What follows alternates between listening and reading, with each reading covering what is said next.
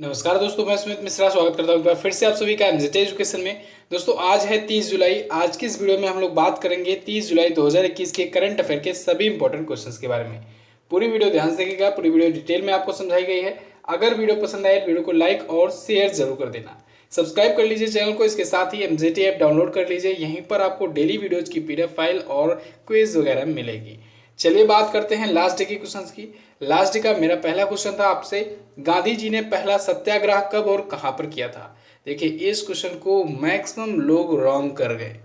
गांधी जी ने पहला सत्याग्रह दोस्तों 1906 में किया था साउथ अफ्रीका में। तब वो इंडिया दोबारा से लौटकर नहीं आए थे।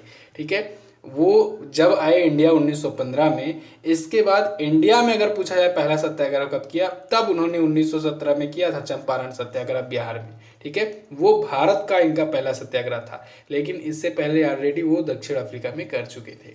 मुस्लिम लीग की स्थापना कब हुई? 1906 में हुई। तीनों गोलमेज सम्मेलनों में हिस्सा लेने वाले एकमात्र भारतीय डॉक्टर भीमराव अम्बेडकर जी। असहयोग आंदोलन क्यों वापस लिया गया? चौरी चौरा कांड की वजह से। ओके, तो चलिए अब बात करते हैं आज के दिन के पहले क्वेश्चन की। पहला क्वेश्चन है, लेबनान के नए प्रधानमंत्री कौन चुने गए? तो लेबनान के नए प्राइम मिनिस्टर बन गए हैं दोस्तों नजीब मिकाती। कौन? नजीब मिकाती, ये होंगे नए prime minister of Lebanon. Lebanon country अभी मैं आपको वर्ल्ड मैप में दिखाऊंगा कहाँ पर है, बहुत ही छोटी सी कंट्री है। इससे पहले यहाँ के दोस्तों प्रधानमंत्री साद हरीरी हुआ करते थे, लेकिन अब नए प्राइम मिनिस्टर कौन बन गए? नजीब मिकाती। वहाँ पर एक चुनाव हुआ, वहाँ के सांसदों के द्वारा वोटिंग की गई और 42 वोट इनको मिले हैं। इनके विरोध में जो थे उनको सिर्फ और सिर्फ एक वोट ही मिला है। लेबनान के वर्तमान में प्रेसिडेंट है मिशेल आउन और इन्होंने ही इनकी नियुक्ति की हुई है। चलिए वर्ल्ड मैप में देखते हैं इसकी लोकेशन कहाँ पर है। तो सबसे पहले देखिए दोस्तों, ये रहा अपना प्यारा भारत। यहाँ से आएंगे आप इजराइल की तरफ, इजराइल के पास में ही है लेबनान। यहाँ पर देखिए इराक है, सीरिया है, ठीक है, ये रहा लेबनान, ये रहा नीचे इजराइल, ठीक है, फिर जॉर्डन भी है। लेबनान देखिए बहुत ही छोटी सी कंट्री है। ये है बेरूत, यहाँ की राजधानी होती है। क्या होती है? बेरूत होती है यहाँ की राजधानी। यहाँ की करेंसी क्या होती है? लेबनानीज पाउंड। क्या होती है? लेबनानीज पाउंड। ओके, चलिए अगला क्वेश्चन देखते हैं। हाल ही में ब्राजील के किस धरोहर को यूनेस्को ने विश्व धरोहर की सूची में जोड़ा? तो ब्राजील को दोस्तों सिटियो बुर्ले मार्क्स को, सिटियो बुर्ले मार्क्स को दोस्तों यूनेस्को की विश्व धरोहर में यानी वर्ल्ड हेरिटेज साइट में एंट्री मिल चुकी है। यूनेस्को ने दोस्तों, अभी यूनेस्को की एक्चुअली में चल रही है बैठक, 44वीं सत्र चल रही है इसकी। 44वीं सत्र की बैठक की अध्यक्षता कौन कर रहा है? चाइना। ठीक है, कौन कर रहा है? चाइना इस बार की इस सत्र की अध्यक्षता। तो इस बैठक में बहुत सारे साइट दुनिया भर के जो है वो एंट्री मिल रही है उनको यूनेस्को की वर्ल्ड हेरिटेज साइट्स में। इस पर मैंने आपको कल एक डिटेल वीडियो दी है कि यूनेस्को की विश्व धरोहर सूची होती क्या है, किन किन देशों के पास कितने कितने विश्व धरोहर हैं, किन किन कॉन्टिनेंट में कितने कितने हैं, भारत के पास कितने हैं। और इनफैक्ट बहुत ही एक इम्पॉर्टेंट पॉइंट मैंने आपको बताया है, टॉपिक क्लियर कराया है कि भारत के टोटल जो अभी 40 हैं, भारत के 40 ऐसे यूनेस्को के वर्ल्ड हेरिटेज साइट हैं। इन सभी की लिस्ट कौन सी है, यानी इनके नाम क्या है, इनको कब कब ऐड किया गया था, कहाँ कहाँ पर ये स्थित हैं, ये भी मैंने आपको बताया है। और वहाँ से क्वेश्चन तो डेफिनेटली बनने ही बनने हैं, क्योंकि जितने भी हेरिटेज साइट होते हैं दोस्तों, तो इससे दो फायदा है। एक तो आपको ये पता लगेगा कि ये किस राज्य में है, दूसरा आपको ये पता लगेगा कि ये कब कब ऐड किया गया था। ठीक है, तो आप कल की वीडियो जरूर देखिएगा, नीचे डिस्क्रिप्शन में लिंक मैं दे दूंगा और आप सर्च भी कर सकते हो, अभी कल ही अपलोड हुई है, जा करके देखिए चैनल पर, बहुत ज़्यादा इंपॉर्टेंट वीडियो है। फिलहाल यहाँ पर हम लोग बात करेंगे landscape garden city of Burle Marx की। इसका नाम बुर्ले मार्क्स दोस्तों क्यों पड़ा? क्योंकि ये एक लैंडस्केप आर्किटेक्ट थे बुर्ले मार्क्स, वो बहुत ही फेमस थे ब्राज़ील के, उन्हीं के नाम पर इनका नाम रखा गया है। उन्हीं के घर को एक्चुअली में ये वर्ल्ड हेरिटेज साइट जो है घोषित कर दिया गया है। ये गार्डन जो बनाया गया है, गार्डन जिसको घोषित किया गया है, एक्चुअली में पहले उनका घर हुआ करता था। ठीक है, वो इस तरीके से अपने बगीचे को, अपने गार्डन को, अपने घर को डिजाइन किए हुए थे। ओके, तो यूनेस्को ने इसे वर्ल्ड हेरिटेज साइट घोषित कर दिया है। दुनिया भर में 3 सबसे ज़्यादा देश कौन कौन से हैं जिनके पास सबसे ज़्यादा वर्ल्ड हेरिटेज साइट है? तो वो है इटली, चाइना और जर्मनी। इटली के पास 58, चाइना के पास 56 और जर्मनी के पास 51 है। तीनों ही है ग्रीन लिस्ट में, ग्रीन में, ठीक है, ग्रीन कलर में। कलर कोडिंग कैसे होती है ये भी मैंने आपको कल की वीडियो में बता दिया है कि कैसे कलर वाइज करके कोडिंग किया जाता है और कैसे कंट्रीज़ को उस लिस्ट में रखा जाता है। ओके, तो भारत के पास टोटल 40 हैं। अब दुनिया में कितने हैं? 1120। इतना तो जानकारी आपको हुई यूनेस्को के वर्ल्ड हेरिटेज साइट से। यूनेस्को के बारे में अगर बात करें तो यूनेस्को का फुल फॉर्म क्या होता है? United Nation Educational Scientific and Cultural Organization. इसकी स्थापना 1945 को हुई थी और इसका हेडक्वार्टर है पेरिस, फ्रांस में। और इसके अध्यक्ष कौन हैं? इसके अध्यक्ष कौन है? Andre Azoulay. कौन है? आंद्रे अजोले इसके अध्यक्ष हैं यूनेस्को के। अगला क्वेश्चन देखते हैं। अगला है, ट्रांसजेंडर व्यक्तियों के लिए नौकरी आरक्षित करने वाला पहला राज्य कौन बना? तो पहला राज्य बन गया है दोस्तों कर्नाटक। ट्रांसजेंडर व्यक्तियों के लिए, जो ट्रांसजेंडर्स होते हैं उनके लिए नौकरी में आरक्षण की सुविधा ये देने वाला पहला राज्य बन गया है। कितना प्रतिशत आरक्षण देगा? ये 1% रिजर्वेशन देगा। कितना? 1%। 1% रिजर्व सीटें होंगी किसी भी गवर्नमेंट नौकरियों में, जो इसकी राज्य सरकार की नौकरियां होंगी। यहाँ पर आपको ध्यान देने वाली बात है कि 1% ये एग्जाम में नहीं होगा, ठीक है। आप देखते होंगे कि एक एग्जाम में रिजर्वेशन होता है और एक होता है सीटों में आरक्षण। तो यहाँ पर ये सीटों में आरक्षण है, यानी कि जो भी जॉब होंगी, फॉर एग्जांपल मान लीजिए कि 100 वैकेंसी निकलती हैं, तो 100 वैकेंसी में एक जो सीट होगी वो फिक्स होगी ट्रांसजेंडर के लिए, ठीक है। ऐसा नहीं है कि जो कट ऑफ के लिए निकलता है आरक्षण वो हो, ठीक है। कट ऑफ वाला नहीं है, ये एग्जाम को क्वालिफाई करने के लिए नहीं है, ये नौकरी में आरक्षण है, ठीक है। तो 1% आरक्षण देगा कर्नाटक, ठीक है। और कर्नाटक ये बन गया है पहला राज्य। कर्नाटक पिछले दिनों में लगातार चर्चे में रहा है। क्यों?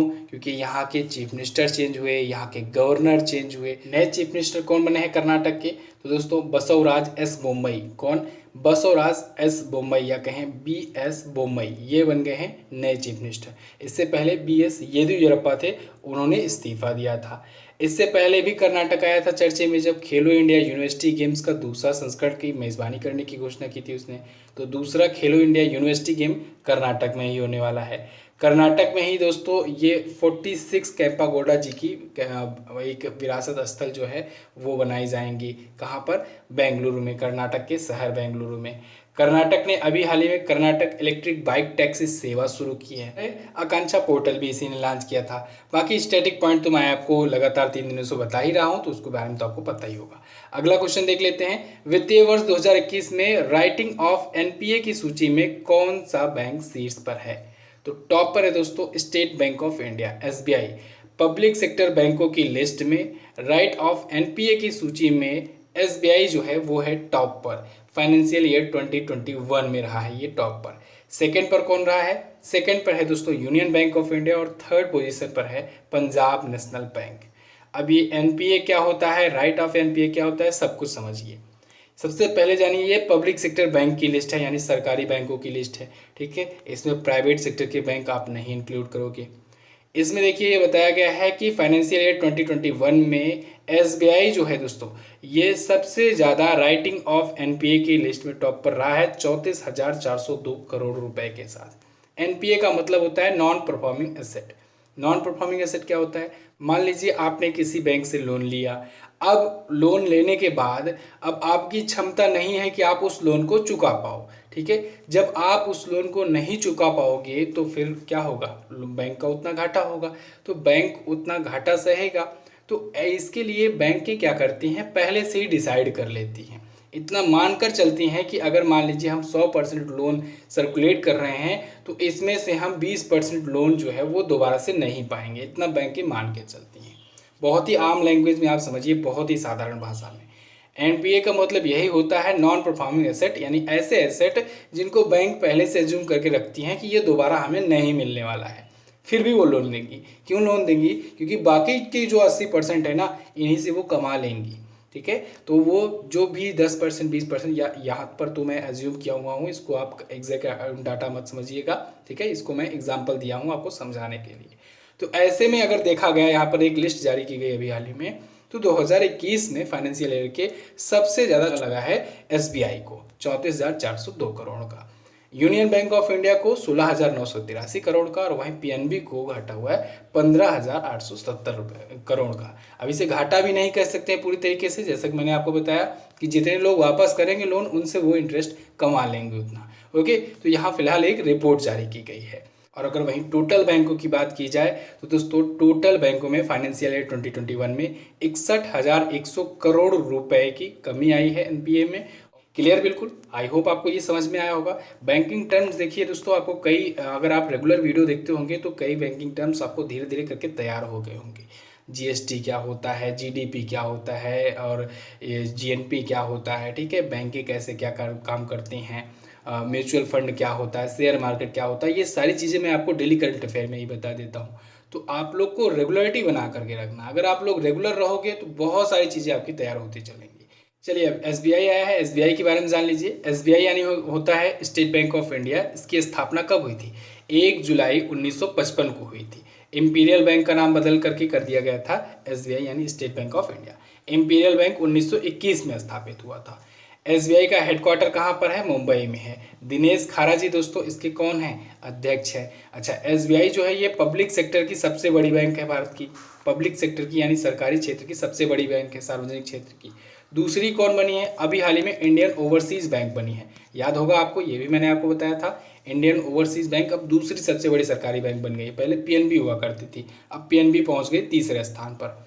अगला, किस कंपनी ने इंट्रिंसिक नामक नई रोबोटिक कंपनी खोलने की घोषणा की? तो दोस्तों अल्फाबेट जो कि गूगल की पेरेंट कंपनी है, ये इंट्रिंसिक नाम की एक नई रोबोटिक्स कंपनी खोलने जा रही है।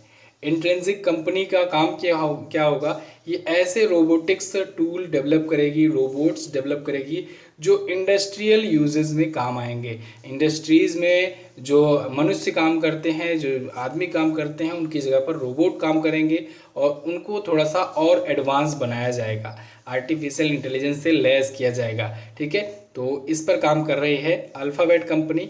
अल्फ़ाबेट ने इसके लिए एक इंट्रिंसिक नाम की नई कंपनी लॉन्च कर दी है। अल्फ़ाबेट के सीईओ भी दोस्तों सुंदर पिचाई हैं, गूगल के भी सीईओ सुंदर पिचाई हैं। सीईओ गूगल से अभी हाल ही में प्रमोट होकर के ये अल्फ़ाबेट के भी बना दिए गए थे। ओके, और गूगल के बारे में तो आप जानते ही हो, 1998 में स्थापित हुआ था, सर्जे ब्रिन ने स्थापित किया था। चलिए अगला देखते हैं। हबल टेलीस्कोप ने किस ग्रह के उपग्रह पर जलवाष्प की खोज की? तो अभी हाल ही में हबल टेलीस्कोप जो कि नासा का टेलीस्कोप है दोस्तों, इसने ये बताया है कि बृहस्पति ग्रह जो है इसका जो सबसे बड़ा उपग्रह है गैनीमेड, ध्यान रखिएगा दोस्तों, ये बृहस्पति का उपग्रह है और ये पूरे ब्रह्मांड का सबसे बड़ा उपग्रह है। ठीक है, और इस पर अभी हाल ही में जलवाष्प की खोज किया है और इसने ये बताया है कि वहां पर जलवाष्प तब बनती है जब गैनीमेड की जो सतह है वो ठोस से गैस में बदल जाती है। एक्चुअली में वहां पर बर्फ की सतह है, तो बर्फ की सतह ठोस से जब गैस में बदलती है वहां पर जलवाष्प बनता है। ठीक है, तो ये रिपोर्ट पब्लिश हुई थी अभी हाल ही में नेचर एस्ट्रोनॉमी में। नेचर एस्ट्रोनॉमी जर्नल दोस्तों एक पत्रिका है, इस पर अभी हाल ही में इसमें पब्लिश हुई थी हबल स्पेस टेलीस्कोप के बारे में, जो कि नासा का है। नासा के बारे में बात करें, 1958 में स्थापित हुआ था। हेडक्वार्टर है वाशिंगटन डीसी में और अध्यक्ष है बिल नेल्सन। अच्छा, अभी नासा और बृहस्पति ग्रह दोनों से ही एक क्वेश्चन आया था। कौन सा क्वेश्चन था? नासा एक्चुअली में बृहस्पति के ही एक उपग्रह के लिए एक मिशन लॉन्च कर रहा है, लेकिन ध्यान रखना है वो यूरोपा क्लिपर मिशन है। ठीक है, वो यूरोपा नाम का उपग्रह जो है उसके लिए है। ठीक है, बृहस्पति के कई उपग्रह हैं। कितने उपग्रह हैं? लगभग ये दोस्तों 68 के आसपास में उपग्रह हैं। सबसे ज़्यादा उपग्रह शनि ग्रह के हैं। ठीक है, अभी एग्जैक्ट नहीं हो पाया क्योंकि ये चेंज भी होते रहते हैं समय समय के अकॉर्डिंग। तो बृहस्पति का ही एक और उपग्रह है यूरोपा, तो उसके लिए यूरोपा क्लिपर मिशन लॉन्च करेगा नासा। ठीक है, कब तक? 2024 तक लॉन्च करेगा और इसके लिए स्पेस एक्स के साथ इसने समझौता किया है। स्पेस एक्स जो है ये अमेरिका की प्राइवेट स्पेस एजेंसी है। ये सारी चीज़ें आपको ध्यान रखनी है। अगला, जम्मू कश्मीर बैंक की कितने प्रतिशत हिस्सेदारी लद्दाख को दी गई? तो अभी हाल ही में आरबीआई ने घोषणा की है कि जम्मू कश्मीर की 8.23% का जो स्टेक है वो लद्दाख को दे दिया जाए। क्यों? क्योंकि दोस्तों आप सबको पता है पहले जम्मू कश्मीर एक राज्य हुआ करता था, लद्दाख भी उसी में शामिल था, लेकिन जब आर्टिकल 370 हटाया गया तो फिर जम्मू कश्मीर और लद्दाख को अलग अलग यूनियन टेरिटरी बना दिया गया। तो ऐसे में जो वहाँ की जो मेन बैंक है, जो जम्मू कश्मीर बैंक है, ठीक है, तो उसका कुछ स्टेक लद्दाख के पास भी जाना चाहिए। ठीक है, तो इसी वजह से आरबीआई ने घोषणा की है कि 8.23% का टेक ओवर दे दिया जाए लद्दाख को। ओके, चलिए, जम्मू कश्मीर बैंक आया है। जम्मू एंड कश्मीर बैंक की स्थापना 1938 में हुई थी। हेडक्वार्टर्ड है ये श्रीनगर में। R.K. छिब्बर जी, कई बार इनका कार्यकाल बढ़ाया गया है, ये अभी वर्तमान में अध्यक्ष बने हुए हैं। अगला क्वेश्चन, अंतर्राष्ट्रीय स्वच्छ वायु उत्प्रेरक कार्यक्रम में चयनित होने वाला भारत का एकमात्र शहर कौन बना? तो वो बन गया है इंदौर। इंदौर दोस्तों भारत की सबसे स्वच्छ सिटी है, सबसे क्लीन सिटी है, मध्य प्रदेश की सिटी है और ये अंतर्राष्ट्रीय स्वच्छ वायु उत्प्रेरक कार्यक्रम में सिलेक्ट हो गया है और सिलेक्ट होने वाला पहला और एकमात्र भारतीय शहर है इंदौर। इसके लिए दोस्तों अभी हाल ही में 5 साल की अवधि के लिए यानी 5 साल के लिए एक कार्यक्रम आयोजित किया जाएगा या कहें कि एक परियोजना टाइप की शुरू की जाएगी। किसके द्वारा शुरू की जाएगी? USAID के द्वारा यानी US agency for international development के द्वारा एक क्लीन एयर कैटलिस्ट या स्वच्छ वायु उत्प्रेरक नाम से एक कार्यक्रम शुरू किया जाएगा और इस कार्यक्रम में शामिल कर दिया गया है इंदौर को भी। ओके, तो ये एक प्रकार से मध्य प्रदेश में पॉल्यूशन कंट्रोल पर ये काम करेगा, शहरों में हवा की शुद्धिकरण पर काम करेगा, हवाओं को शुद्ध करेगा। तो इसके लिए ये Madhya Pradesh pollution control board के साथ भी समझौता किया है। इतना क्लियर है? मध्य प्रदेश आया है। मध्य प्रदेश की राजधानी होती है भोपाल, जहाँ पर भोजताल झील भी है। शिवराज सिंह चौहान जी बीजेपी पार्टी से यहाँ के चीफ मिनिस्टर हैं। गवर्नर अभी नए आए हैं, मंगू भाई छगन भाई पटेल जी। मोहम्मद रफीक जी यहाँ के नए हाईकोर्ट के चीफ जस्टिस भी बने हैं। ठीक है, नए चीफ जस्टिस बने हैं। अभी देखिए, मध्य प्रदेश के ओरछा और ग्वालियर शहर को दोस्तों यूनेस्को की एक परियोजना में शामिल किया गया है। अब कुछ लोग कंफ्यूज थे कल यूनेस्को वाली वीडियो को देख करके कि जो 40 वर्ल्ड हेरिटेज साइट हैं उसमें ये मध्य प्रदेश का ओरछा और ग्वालियर शहर क्यों नहीं है लिस्ट में। तो देखिए दोस्तों, वो परियोजना में शामिल किया गया है, वो वर्ल्ड हेरिटेज साइट नहीं घोषित किया गया है। ये मैंने आपको बताया था। ठीक है, जो ओरछा और ग्वालियर शहर हैं वो ऐतिहासिक शहरी परिदृश्य परियोजना जो एक है मध्य उसकी यूनेस्को की, उसमें शामिल किया गया है। क्लियर है? तो वर्ल्ड हेरिटेज साइट अभी नहीं घोषित किया गया है। हाँ, सांची का स्तूप वगैरह ये वर्ल्ड हेरिटेज साइट में है मध्य प्रदेश का। मध्य प्रदेश मैप में देखिए यहाँ पर रहा, 52 जिले हैं, विधानसभा 230 सीटें हैं, लोकसभा में 29 सीटें और राज्यसभा में 11 सीटें जाती हैं। देखिए, मध्य प्रदेश किससे किससे अपना बॉर्डर शेयर करता है? महाराष्ट्र से, छत्तीसगढ़ से, इसके साथ ही उत्तर प्रदेश से, राजस्थान से और गुजरात से भी अपना बॉर्डर शेयर करता है मध्य प्रदेश। मध्य प्रदेश ने दोस्तों अभी हाल ही में एक देवारण्य योजना लॉन्च की है, अभी कल ही मैंने आपको बताया था मध्य प्रदेश से। और ओरछा और ग्वालियर के बारे में तो आप जान ही गए। मध्य प्रदेश अभी एनीमिया मुक्त भारत इंडेक्स आया था, उसमें टॉप पर बना हुआ था और मध्य प्रदेश का यही शहर इंदौर जो है ये अभी स्मार्ट सिटी इंडेक्स में भी टॉप पर था। तो ये भी आपको याद रखना है।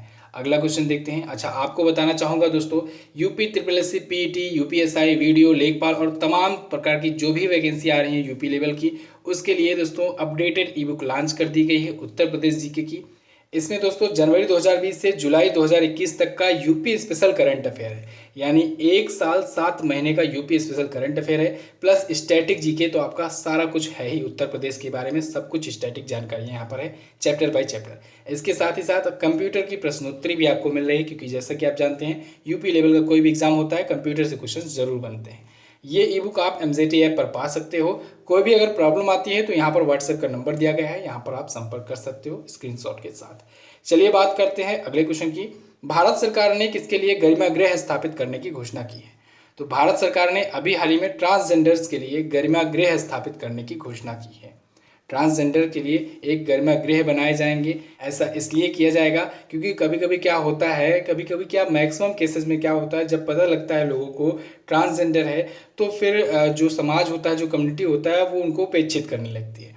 तो ऐसे में गरिमा गृह जब बनाए जाएंगे तो वहाँ पर इनको रखा जाएगा। ठीक है, तो ऐसा अभी शुरुआत करने की घोषणा किसने की है? सामाजिक और न्याय अधिकारिता मंत्री जो हैं A नारायण स्वामी जी, इन्होंने अभी हाल ही में लोकसभा में इसकी घोषणा की है। पायलट प्रोजेक्ट के रूप में अभी 12 आश्रय गृह बनाए गए हैं, शुरू किए गए हैं। कहाँ कहाँ पर? महाराष्ट्र, दिल्ली, पश्चिम बंगाल, राजस्थान, बिहार, छत्तीसगढ़, तमिलनाडु, उड़ीसा राज्यों वगैरह में धीरे धीरे करके ये पूरे भारत भर में स्थापित करने की योजना है। अगला देखते हैं। हाल ही में RBI ने किस बैंक पर 5 करोड़ रुपए का जुर्माना लगाया? तो RBI ने दोस्तों एक्सिस बैंक पर 5 करोड़ रुपए का जुर्माना लगाया है। ये जो जुर्माना है ये मौद्रिक जुर्माना है, यानी मॉनेटरी पेनाल्टी है, और इसे एक्सिस बैंक पर लगाया गया है। क्यों लगाया गया है? RBI की गाइडलाइंस को ना फॉलो करने की वजह से। एक्सिस बैंक एक प्राइवेट सेक्टर की बैंक है। एक्सिस बैंक की स्थापना 1993 को हुई थी। हेडक्वार्टर्ड है ये मुंबई में और एमडी और सीईओ हैं अमिताभ चौधरी जी। क्लियर। तो बस दोस्तों आज के दिन के टॉप 10 करंट अफेयर के क्वेश्चन से बस इतना ही। आई होप आपको वीडियो पसंद आई होगी। वीडियो अगर पसंद आई है वीडियो को लाइक कर दीजिए, शेयर कर दीजिए अपने दोस्तों के साथ और इसकी क्विज जाकर के आप एमसीटी ऐप पर जरूर सॉल्व कर लेना। यूपी पीईटी का मॉक टेस्ट आया हुआ है, अगर आप लोग नहीं इसको लिए हो तो इसको जरूर लो, क्योंकि अगर आप लोग डेली 1 मॉक टेस्ट सॉल्व करते हो तो आपको आइडिया लगता रहेगा कि कैसे क्वेश्चन एग्जाम में पूछे जाने हैं। ठीक है, और आपकी प्रिपरेशन किस स्तर पर अभी तक पहुंची हुई है। समय बहुत कम बचा है, आप इसको जाकर के एमसीटी ऐप से ले सकते हो। अगला बात करते हैं क्वेश्चन ऑफ द डे की।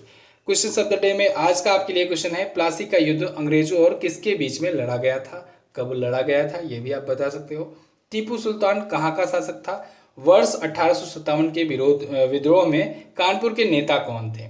अच्छा, कौन कहाँ कहाँ का नेता था ये भी आप बता सकते हो। 1881 में केसरी अखबार की स्थापना किसने की थी। सभी क्वेश्चन इंपॉर्टेंट है, सभी के बारे में जो भी इंफॉर्मेशन आपके पास हो आप लोग डिटेल में लिख सकते हो। वीडियो को एंड तक देखने के लिए दोस्तों बहुत बहुत धन्यवाद। मिलेंगे अगली वीडियो में, तब तक के लिए नमस्कार, जय हिंद, वंदे मातरम।